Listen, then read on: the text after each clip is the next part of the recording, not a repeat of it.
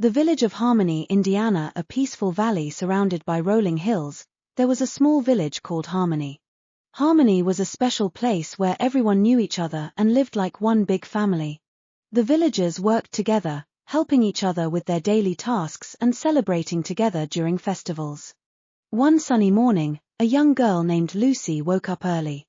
She was excited because today was the day of the village fair, a special event that happened once a year. The fair was filled with games, music, and delicious food. Everyone in the village looked forward to it. Lucy quickly got dressed and ran outside. She saw her best friend, Tom, waiting for her. "Good morning, Tom.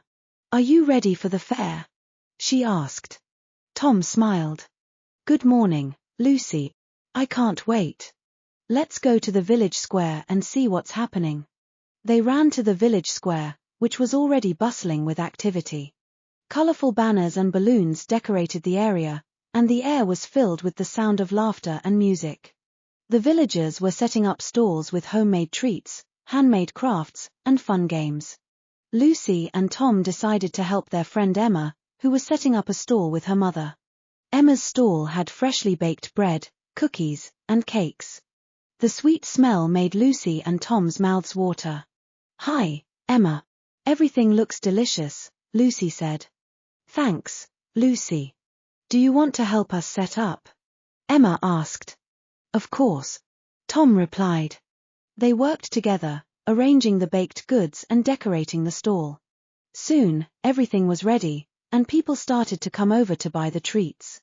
After helping Emma, Lucy and Tom explored the fair. They played games like ring toss and sack race, winning small prizes and laughing together. They listened to the village band playing cheerful music and even joined in some traditional dances. As they walked around, they saw Mr. Miller, the village carpenter, showing children how to carve wooden toys. Lucy and Tom decided to join the workshop. Mr. Miller was patient and kind, teaching them how to use the tools safely. "Look, Tom. I made a wooden bird," Lucy said proudly, showing her carved toy. "That's great, Lucy. I made a small boat," Tom said, holding up his creation. They thanked Mr. Miller and continued exploring the fair. In the afternoon, they saw a crowd gathering near the stage. The village elder, Mrs. Green, was about to tell a story. Lucy and Tom found a spot and sat down to listen. Mrs. Green was known for her wonderful stories about the history of Harmony and its people. Today, she told a tale about how the village was founded many years ago by a group of families who believed in living together in peace and harmony. "They planted trees, built houses, and helped each other," Mrs. Green said. "They faced many challenges, but they always worked together. That's why our village is called Harmony. It's a place where we live in peace and support each other." The story touched everyone's hearts, and Lucy felt proud to be a part of such a wonderful community. After the story, it was time for the big feast. Long tables were set up in the village square, filled with delicious food that everyone had brought to share. Lucy, Tom, and their families sat together, enjoying the feast. There were roasted vegetables, fresh fruits, grilled meat, and lots of desserts. The villagers laughed, talked, and enjoyed each other's company. It was a perfect ending to a perfect day. As the sun began to set, the villagers gathered around a bonfire. They sang songs and told stories, enjoying the warm glow of the fire and the feeling of togetherness. Lucy looked around at the happy faces of her friends and family, feeling grateful for her village. That night, as Lucy lay in bed, she thought about the day's events. She realized how special Harmony was and how important it was to keep the spirit of the village alive. She promised herself that she would always help others and work to make Harmony an even better place. The next morning, Lucy and Tom met again. They decided to visit the village elder, Mrs. Green, and ask her how they could help the village. Mrs. Green was delighted to see their enthusiasm.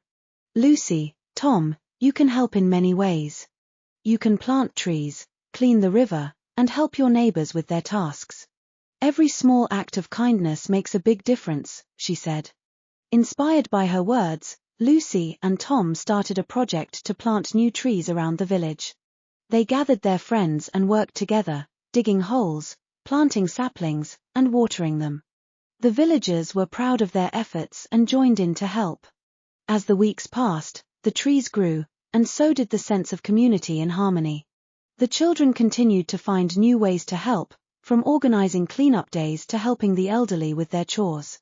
The village flourished, and everyone felt more connected than ever.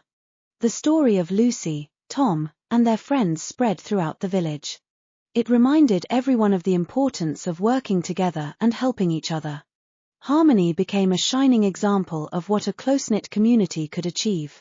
And so, the tale of the village of Harmony and its wonderful people became a cherished story, passed down from generation to generation.